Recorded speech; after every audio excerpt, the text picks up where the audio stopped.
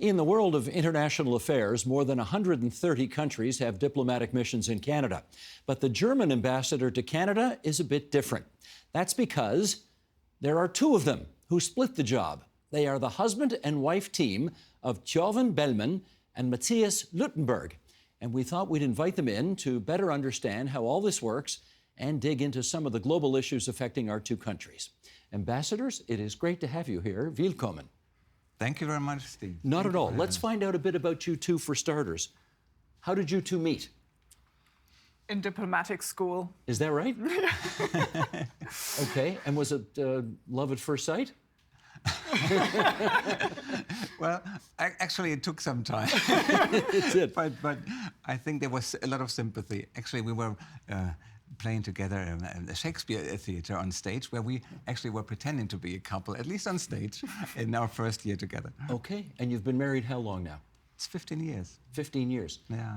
So who thought of the idea of having one ambassador's job split between two people?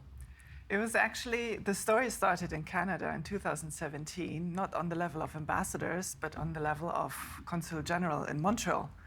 And a married couple went there, and they were the first ones to share the job of a head of a mission. And which one of you said, I wonder if we could do this? I think we both liked the idea. Yeah? Yeah. Because we both had very demanding positions in headquarters for the last 11 years, basically. And so we thought it's high time to spend more time with the kids and to also find some time for ourselves. So the way it works is that you take turns. Is that right? Yeah, that's correct. We rotate every 8 months. Every 8 months. So he is the ambassador right now. Exactly. And you were the ambassador before. Yes. Okay. Do you each get, how much do you get paid? Like, do you get double salary? It's only one salary. One salary between the two of you. Okay. When you approached presumably the Ministry of Foreign Affairs for Germany and said, we have this idea, what was the reaction? I think in the beginning they just took note of it, and as there were already colleagues who were doing this in Sweden and in Slovenia at that time, they were not surprised, but I think they were very forthcoming in helping us to pursue this path. How does it actually work? So we are both accredited officially here in Canada. We presented our credentials together at the Governor General's. As we said, we rotate every 8 months. We inform the Canadian authorities before in writing that now there is a rotation and the other person is in charge. And then there's only one person in charge, only one ambassador. But, okay, so you're in charge at the moment, but I can't believe that you just sort of divorce yourself from the job entirely and don't read emails and don't stay up on things, right? Actually, I don't. You don't? Really? I read the news, of course, Yeah. and we're here together, of course. Whenever we have functions at our house, which happens very regularly, I'm there. But other than that, I'm not reading any job-related emails at all. And you're not in the briefings or anything? No. And you were not in the previous time when she was the ambassador? I was not. I hardly went to the embassy, maybe 4 or 5 times to do some administrative stuff. But this is the way it should be. Also, look into the outside. The presentation should be very clear. There's only one person in charge. We don't want to confuse anybody. And I think it's also better for our team and the embassy to know exactly who is the person to address. Okay. How long is your term as an ambassador? Normally it's 4 years. In our case, we hope to stay for 5 years due to schooling reasons from our children. You want your kids to have the chance to finish the Yeah. whole thing? Yeah. Okay. And is the term renewable? It's extendable. It's extendable. Okay, I see. What is the downside of doing this? Only one salary. Other than that, I can't think of many downsides. Coming from this 8-month experience of not working, of course, there are times when you wish you could do a little more than just taking care of the children. We are both professional diplomats, and we feel that we have something to invest into the German-Canadian relationship, and you would like to be following things closely. But I think you will be in that phase as well at some point in these 8 months. But this is also the only thing I could think about, and I never really pitied myself for doing this. I was looking forward to working, but I think I will also be fine not working in 8 months from now. Okay, I'm going to get mischievous here, okay? Let's make some trouble. What happens Okay, you're the ambassador right now, and you are taking, let's say, a particular approach to dealing with an issue. And then she becomes the ambassador in December, and she thinks to herself, this is a dumb way to handle this. We shouldn't be doing this. I want to do this exactly opposite. What do you do? Well, I think on the broad line of things, we are very much aligned, and we've worked in similar issues for a long time. We're very different characters, though. So I don't know. I think the decision that the one takes has to be respected, and I don't think you can completely change course every 8 months. That would drive everybody crazy. So we just have to make sure that if there are very important decisions to take, that we consult each other and we do it in a way that there is continuity in the job. Absolutely, and I think we also carry a responsibility for this job-sharing model to work. And if we start confusing our staff, or even our Canadian counterparts, then we would not do a favor to the whole undertaking, because we want people also to be encouraged to share their jobs and make it a success story. Also means that from time to time, of course, we are constantly coordinating what we're doing, but on these major questions, we shouldn't create the impression as if we were just really black and white and falling apart at every important juncture. But you've inherited the job now from her. Is there anything she did that you have reversed? I put some more pictures to the wall. Besides more pictures on the wall. Anything of significance you have changed? Well, not yet, I would say. Oh, yeah. So you're holding out the possibility. Sometimes He's the much nicer guy. I might not even know what she has done, because I'm not 100% informed about everything that was already brought on the way. But sometimes I'm told by colleagues, oh, maybe your wife would have done that differently. But that's okay, because we are different characters. And Berlin didn't send one ambassador, but 2 ambassadors. And there's a price everybody has to pay.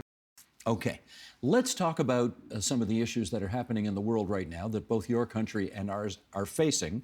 And we will start with the most obvious one, and that is the President of the United States today.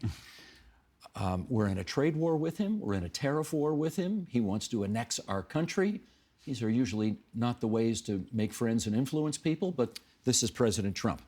How are you, I'll start with the current ambassador then, how are you Germans getting along with President Trump these days?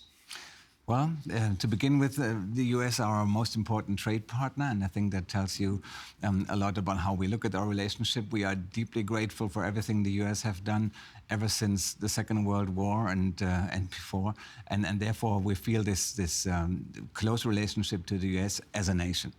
I'm not going to go too much into detail what we think about the current president's decisions regarding tariffs or regarding Canada and the announcements that he makes. And this, of course, I think it's enough to say that, and our Chancellor also said the same, borders cannot be moved forcibly. We are very much on the side of Canada. We, as our foreign minister said, we have your back when it comes to diversifying your trade relations, your political relations.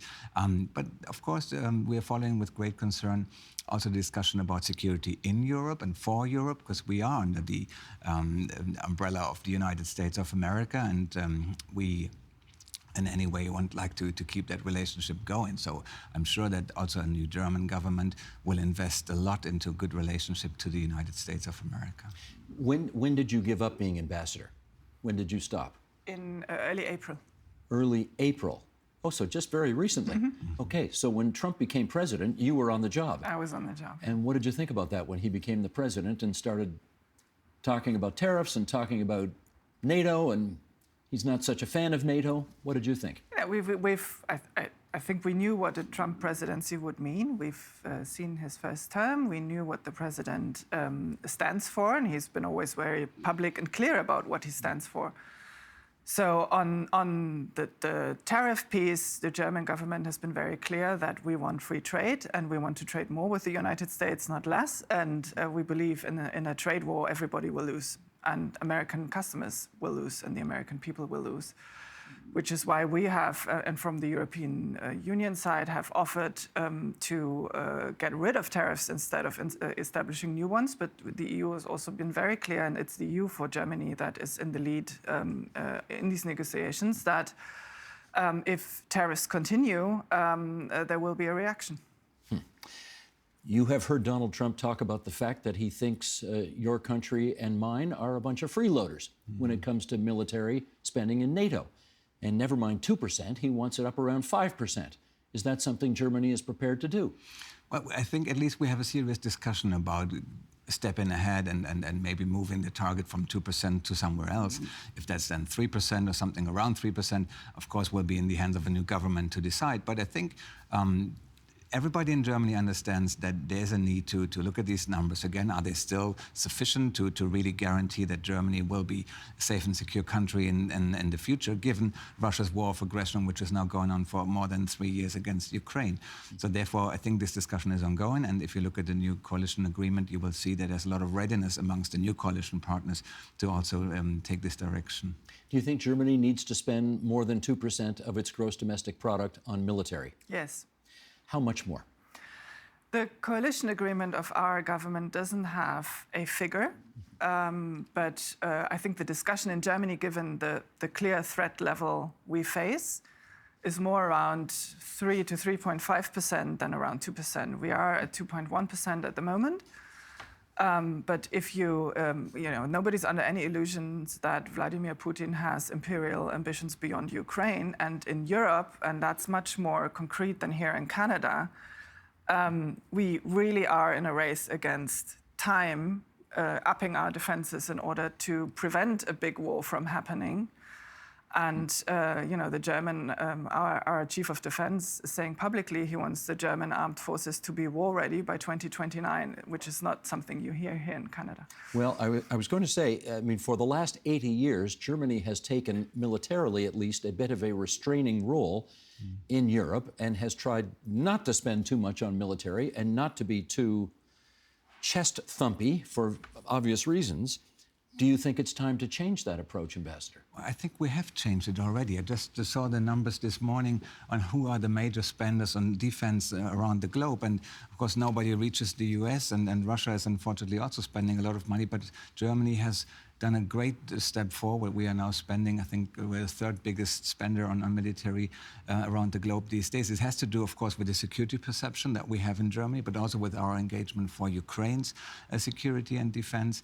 And therefore, this is remarkable. I also saw figures that 22 out of the NATO members have now reached the 2%, but there's still some who haven't. And I think it's an encouragement to everybody to see if it's possible to reach at least this 2% at this point of time. Are you also disappointed with Canada that we are not at 2%? Trump is very disappointed. Are you? We're never disappointed at Canada. Oh, what a diplomatic answer that is. No, but I mean, seriously, I think the threat is there. This is not about fulfilling some number on some NATO decision or fulfilling the demands of an American president. We do this for ourselves and for our security because there is a clear threat, and this threat, you cannot wish it away. It's there. And this is why we're doing it, and we take that very, very seriously in Europe and in Germany. In which case, should Germany reacquire nuclear weapons? Well, the question of nuclear weapons is one which we already have solved in a way that we are partaking in the nuclear programs of other partners, so in the framework of NATO. This discussion about rearming or about having our own nuclear capabilities is one which is maybe starting, but it's not a serious discussion at this point. We still rely very much on our alliances, on NATO in this regard, and on the US.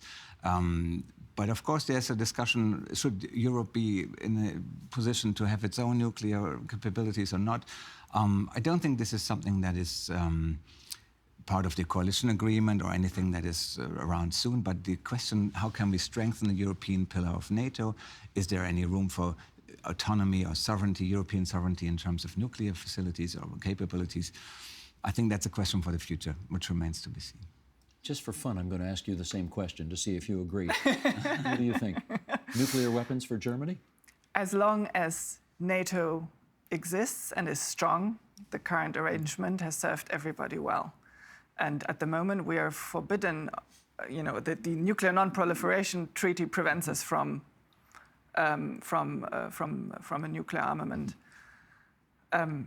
Should the security situation change dramatically in a way that these alliances break down, then I think many countries in Europe will ask themselves what the consequences are of this. And ultimately, there is a nuclear question at the end of that.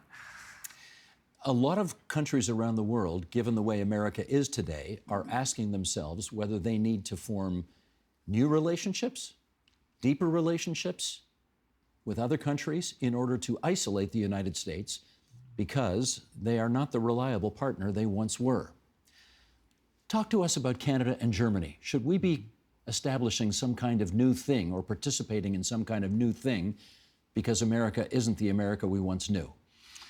I think we do have a multilateral framework which we need to preserve in the first place. This is true for the United Nations, for NATO, for the OSCE, where Germany and Canada are partners already. But in addition to that, and I share your impression that there's a lot of interest in diversifying, for example, the trade relationships that Canada has with other countries. And we in Germany are more than ready to look into these trade relations and investments, but also in the security cooperation.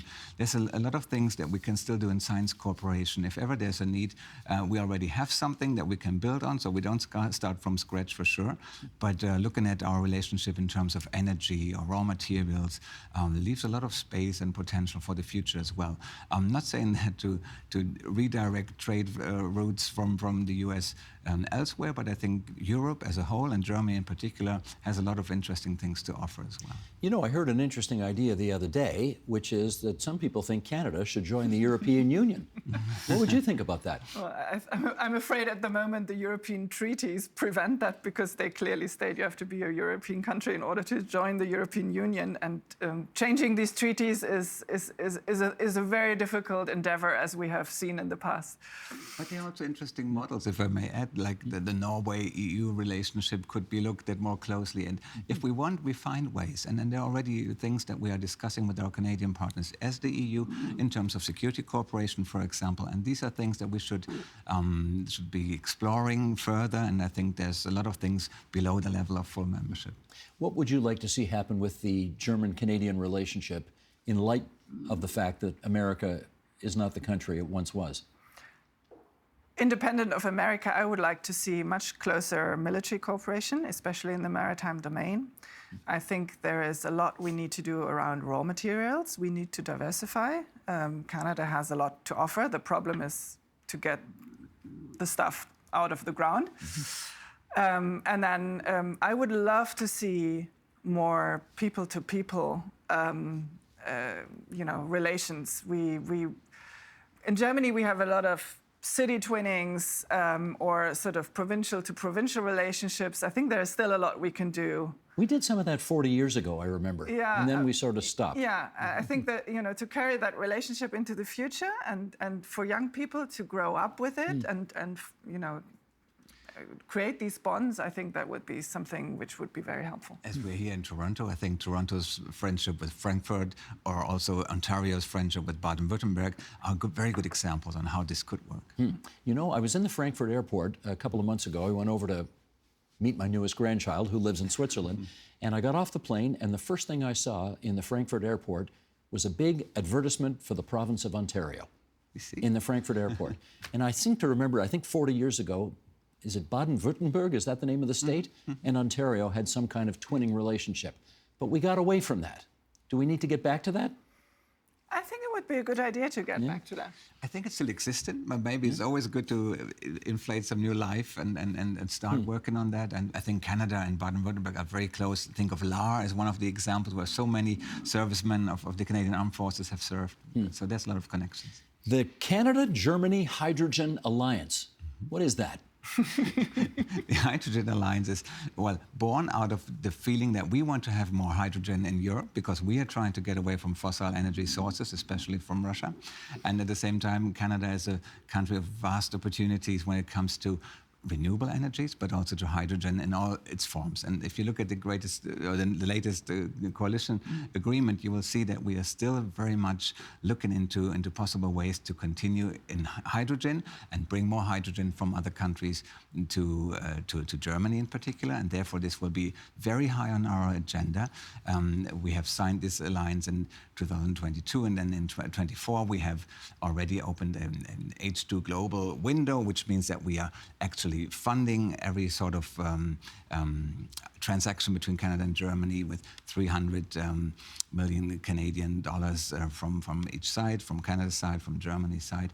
And I think this will be something for the future which will have great opportunities. We are aware that, first of all, the production of hydrogen would have to speed up a little, but also the transportation of the hydrogen. But if you look at the Atlantic provinces, for example, Nova Scotia, Newfoundland in particular, you see that even green hydrogen, so one which is produced with wind energy, for example, can be produced, and then it just needs to be shipped to Germany or elsewhere, and we'd be very happy customers of Canadian green hydrogen. Interesting. I want to ask you one more serious question and then one more not so serious question. So here's the serious one. Please complete this sentence. My time as Germany's ambassador to Canada will be successful if what?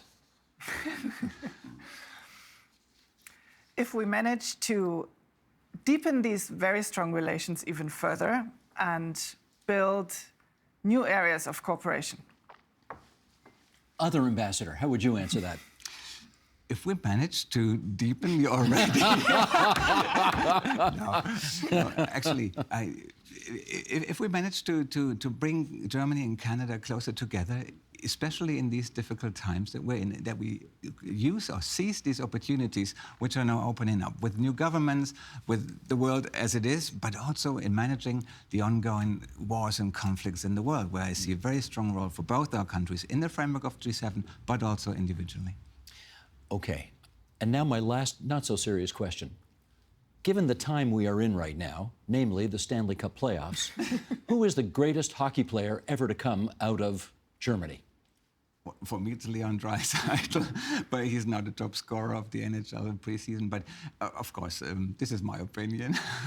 And we like Tim Stützle as well. We like Tim as well. Okay, I'm sorry, but that's a problem. Triggered.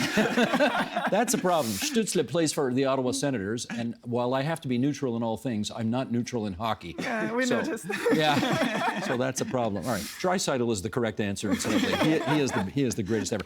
Can I also, just before we leave, thank you for this beautiful German chocolate that you have given to us here at TVO, and it has a little slogan on it that I think I've heard this before. Should I show it to this camera, Sheldon? What it says on there?